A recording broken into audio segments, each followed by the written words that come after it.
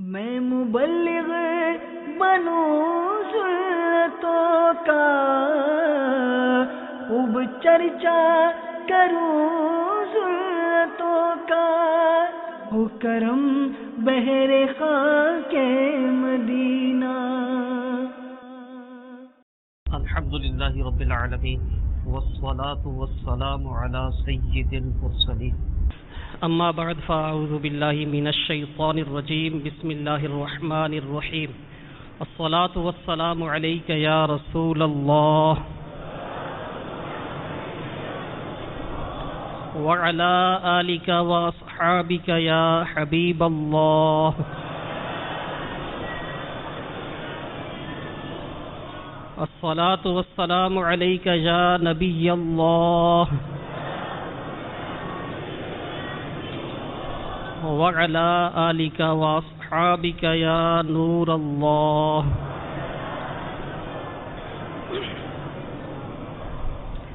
فرمان مصطفیٰ صلی اللہ تعالی علیہ وسلم، جس نے قرآن پاک پڑھا، رب تعالیٰ کی حمد کی اور نبی صلی اللہ تعالی علیہ وآلہ وسلم پر درود شریف پڑھا، نیز اپنے رب عز و جل سے مغفرت طلب کی، تو اس نے بھلائی اس کی جگہ سے تلاش کر لی۔ جو درود و سلام پڑھتے ہیں ان پہ رب کا سلام ہوتا ہے۔ صلو علی الحبیب صلی اللہ تعالی علی محمد وعلی آلہ وصحبہ وسلم۔ میٹھے میٹھے اسلامی بھائیوں اور مدنی چینل کے ناظرین، حصول ثواب کے لیے بیان سننے سے پہلے اچھی اچھی نیتیں کر لیجئے۔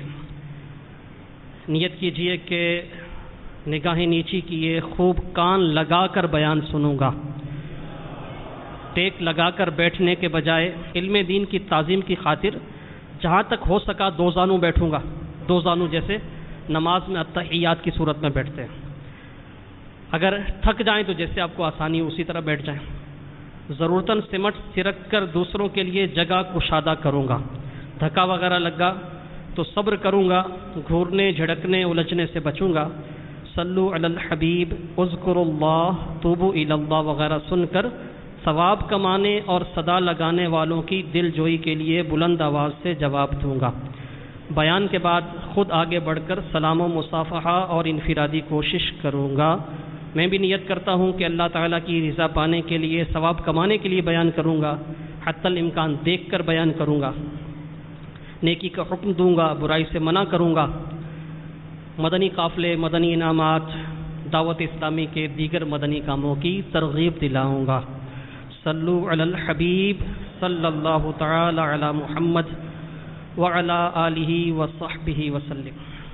میٹھے میٹھے اسلامی بھائیوں اور مدنی چینل کے ناظرین، ذی الحج، اس کے نام سے ہی ظاہر ہے کہ یہ وہ مہینہ ہے کہ جس میں مسلمان حج کی سعادت سے مشرف ہوتے ہیں، جس میں حج ادا ہوتا ہے۔ ذی الحج، حج والا، یہ اسلامی سال کا آخری مہینہ ہے۔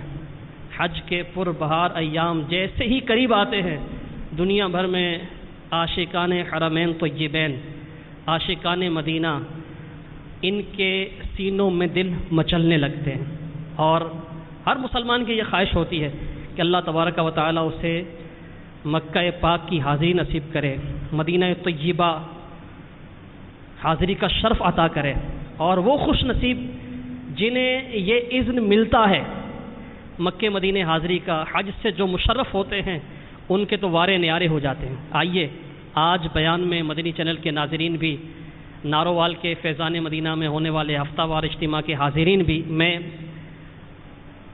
عاشقوں کے کچھ واقعات آپ کی بارگاہ میں سنانے کا شرف حاصل کرتا ہوں کہ کس انداز سے یہ حج کے لیے حاضر ہوا کرتے تھے۔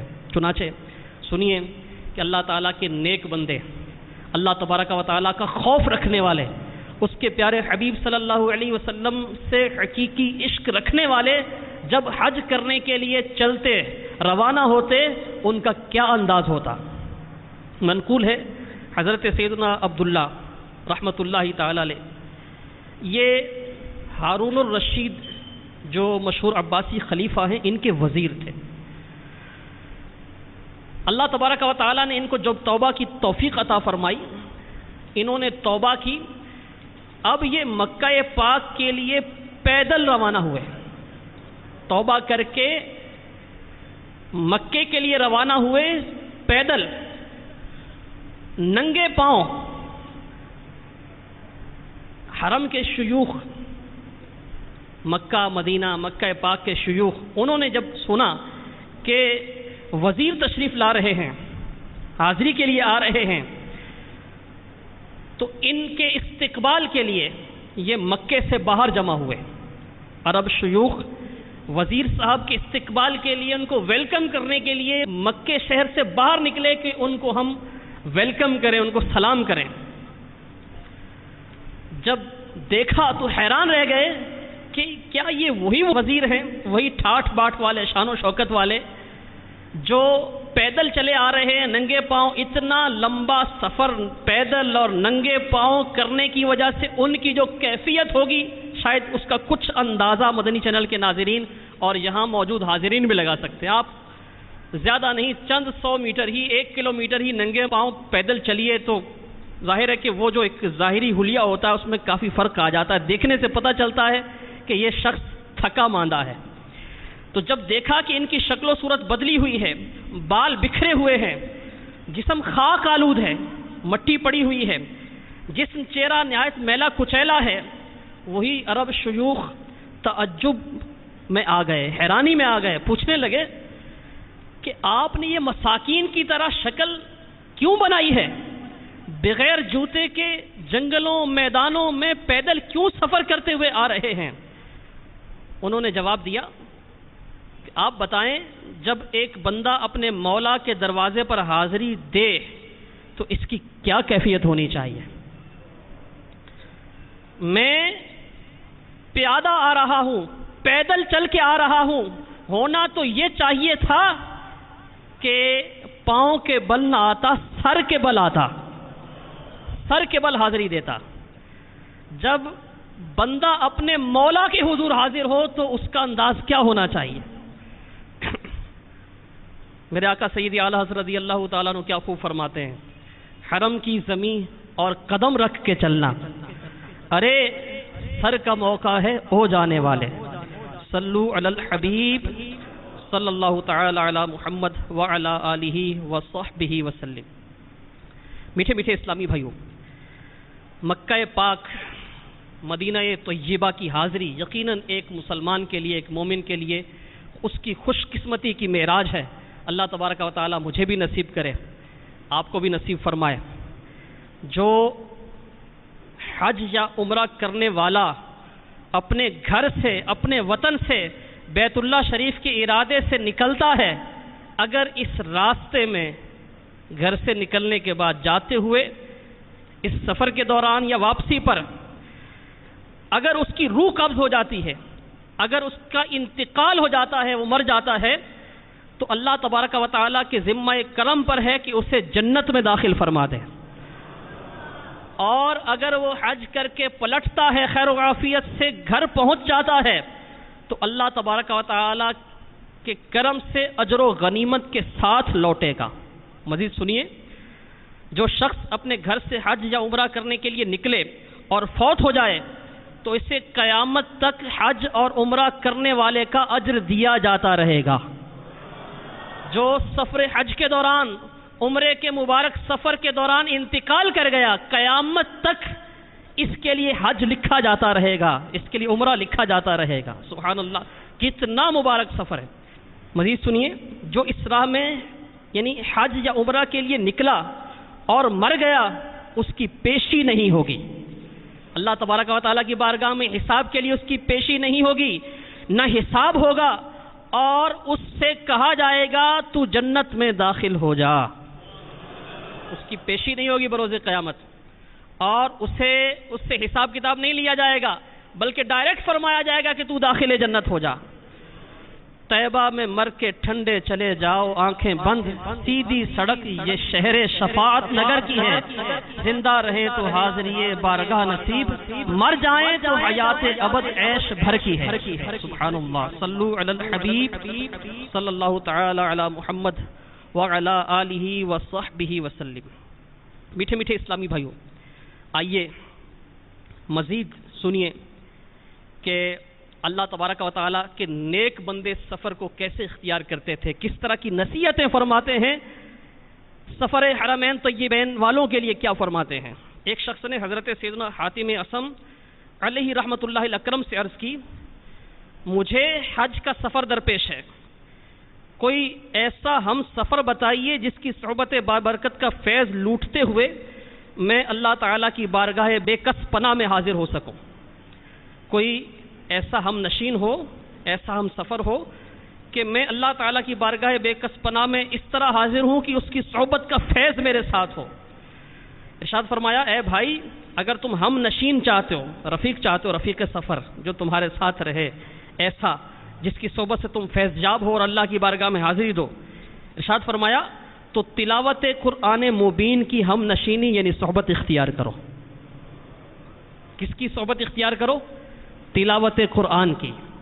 اگر ساتھی چاہتے ہو تو فرشتوں کو اپنا ساتھی بناؤ، اگر دوست درکار ہو تو اللہ عز و جل اپنے دوستوں کے دلوں کا مالک ہے، اور اگر توشہ یعنی زیادہ سفر چاہتے ہو تو اللہ عز و جل پر یقین سب سے بہترین توشہ ہے، اور کعبۃ اللہ کو اپنے سامنے تصور کرتے ہوئے خوشی سے اس کا طواف کرو۔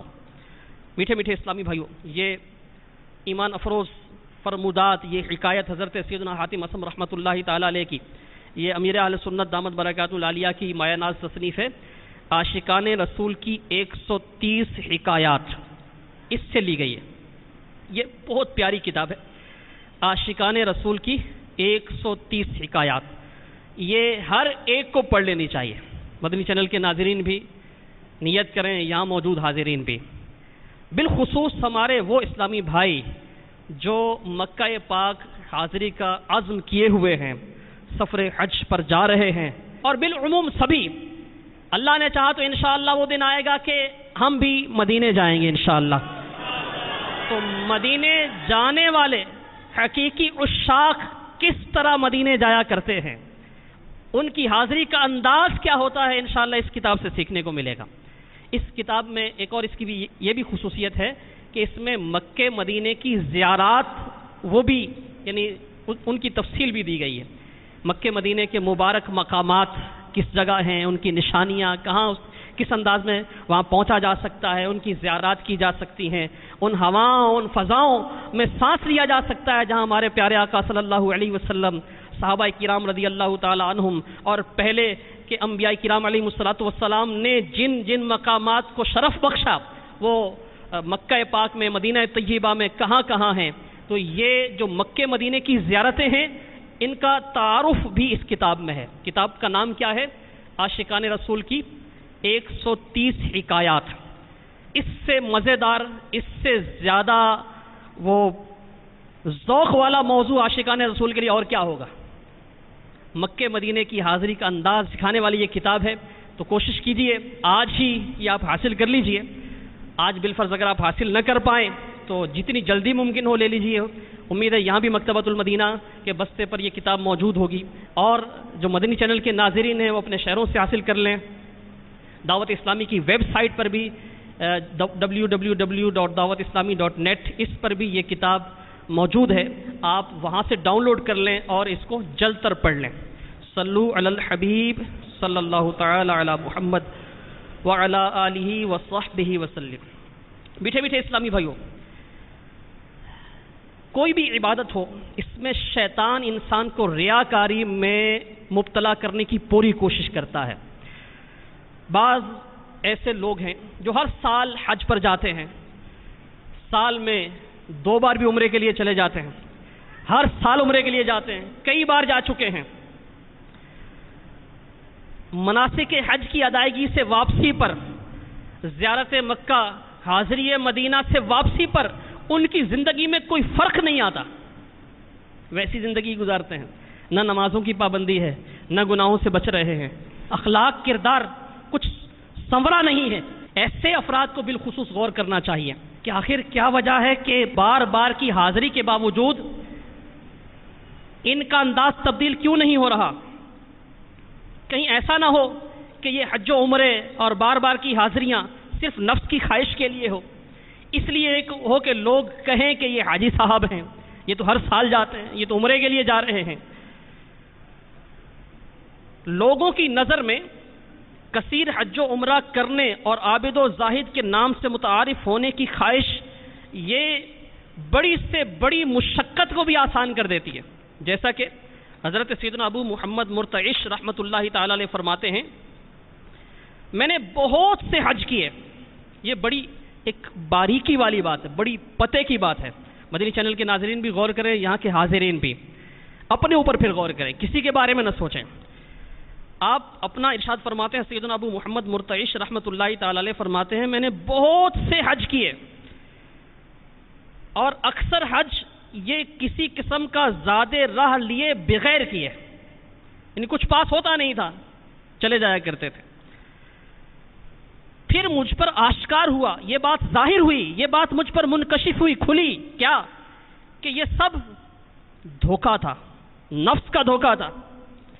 حج کتنی بڑی عبادت ہے، کتنی بڑی عبادت ہے، مالی عبادت ہے، جانی عبادت ہے، زبردست مشقت ہے اس میں، اور جس نے حج کر لیا اس کی فضیلت بیان ہوئی کہ وہ ایسا ہے گویا آج ہی ماں کے بطن سے پیدا ہوا ہے۔ میدان عرفات میں حاضر ہوا تو اس کے سارے گناہ جو جن کا تعلق حقوق اللہ سے ہے وہ معاف ہو گئے۔ مزدلفہ میں حاضری، حقوق العباد کی معافی کی بشارت، اتنی زبردست عبادت۔ آپ فرماتے ہیں کہ بہت سے حج کیے لیکن بعد میں یہ بات کھلی کہ یہ سارا نفس کا دھوکہ تھا۔ کیسے؟ فرماتے ہیں میری ماں نے ایک بار مجھے پانی کا گھڑا بھر کر لانے کا حکم دیا، ماں نے حکم دیا کہ پانی کا گھڑا بھر کر لاؤ۔ اب ہر کوئی اپنے بارے میں غور کرے۔ ارشاد فرماتے ہیں کہ میرے نفس پر یہ حکم گراں گزرا، مجھے ناگوار گزرا، یہ گھڑا بھر کر لانا مجھے ایسی مشقت لگی کہ جو میں کر نہیں پا رہا تھا۔ حج مجھے آسان لگتے تھے، حج کی مشقت کئی گنا زیادہ، اخراجات، آنا جانا۔ پھر جنہوں نے حج کیا ہے آج اگرچہ بہت سہولیات ہیں، اس وقت سے اگر موازنہ کریں تو زمین و آسمان کا فرق ہے۔ اتنی زیادہ سہولیات ہونے کے باوجود حج میں کیسی مشقت ہوتی ہے، جنہیں اللہ تبارک و تعالیٰ نے نصیب کیا وہ جانتے ہیں۔ فرماتے ہیں کہ میں نے کئی حج کیے لیکن نفس پر گرا نہیں گزرا۔ ماں نے پانی بھر کر لانے کو کہا تو نفس پر مشقت، نفس نے مشقت محسوس کی کہ یہ ایک مشکل کام ہے۔ تو فرماتے ہیں میں نے سمجھ لیا کہ حج کرنے میں نفس کی لذت تھی، لوگ تعریف کرتے ہیں، یہ لذت تھی، میرے نفس نے مجھے دھوکے میں رکھا۔ اگر میرا نفس واقعی فنا ہو چکا ہوتا تو یہ ماں کا حکم ماننا میرے لیے مشکل نہ ہوتا، ماں کا حکم ماننا میرے نفس پر گرا نہ ہوتا، مجھے دشوار محسوس نہ ہوتا۔ میٹھے میٹھے اسلامی بھائیوں، یہ جو حکایت بیان ہوئی اس کا ہرگز مقصد یہ نہیں ہے کہ آپ رحمت اللہ تعالی علیہ نے اپنی ماں کا حکم نہیں مانا، آپ کو تھوڑی مشقت محسوس ہوئی، اور یہ بھی آپ کا تقوی ہے اور آپ کا بلند مقام ہے کہ آپ نے اس ایک حکم پر جو مشقت ہو رہی تھی ماننے میں، اس سے اپنے لیے نصیحت پکڑ لی۔ میٹھے میٹھے اسلامی بھائیو، الحمدللہ عز و جل، یہ دعوت اسلامی کے مدنی ماحول کی برکتیں ہیں کہ حج کے فضائل بھی بیان ہو رہے ہیں، حج کیسے کیا جائے عاشقوں کے انداز بھی بیان کیے جا رہے ہیں، اور سبحان اللہ عز و جل اخلاص کا درس بھی دیا جا رہا ہے۔ امیر اہل سنت شیخ طریقت حضرت علامہ مولانا ابو بلال محمد الیاس صاحب قادری دامت برکاتہم العالیہ، آپ اللہ تبارک و تعالیٰ کی بارگاہ میں ملتجی ہیں، عرض پیش کرتے ہیں، اخلاص کی بھیک مانگتے ہیں۔ کس انداز سے؟ کاش اللہ تبارک و تعالیٰ امیر اہل سنت کے صدقے میں، آپ کے اخلاص کے صدقے میں مجھے بھی مخلص بنا دے، ہم سب کو اخلاص کا پیکر بنا دے۔ کیا عرض کرتے ہیں؟ میرا ہر عمل بس تیرے واسطے ہو، میرا ہر عمل بس تیرے واسطے ہو، کر اخلاص ایسا عطا یا الہی، آمین بجاہ النبی الامین۔ صلو علی الحبیب صلی اللہ تعالی علی محمد وعلی آلہ وصحبہ وسلم۔ میں مبلغ بنوں سنتوں کا، خوب چرچا کروں سنتوں کا، ہو کرم بہر خاک مدینہ۔